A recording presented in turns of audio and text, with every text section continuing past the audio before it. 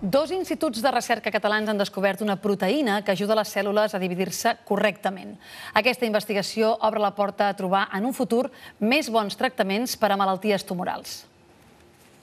El primer pas cap a un futur tractament mèdic es dona sempre en un laboratori. I un camí que podria conduir a la millora dels tractaments contra els processos tumorals s'ha iniciat aquí, a l'Institut de Recerca Biomèdica de Barcelona, que en col·laboració amb el Centre de Regulació Genòmica ha identificat per primer cop les funcions d'una proteïna clau en la divisió cel·lular.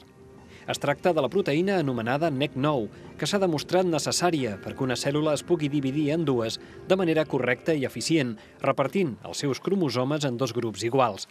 Quan això no passa, es poden desencadenar processos tumorals o defectes genètics.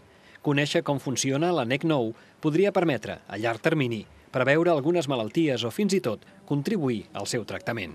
Si una célula tiene más cromosomas que la otra, lo que pasa es que esta célula empieza a proliferar de forma incorrecta, puede originar varias enfermedades, como por ejemplo una de estas es el cáncer, y entonces claramente sería importante, digamos así, profundizar más el estudio sobre NEC9 para descubrir realmente si hay una correlación entre NEC9 y patología que pueden surgir debidas a una mala segregación de los cromosomas.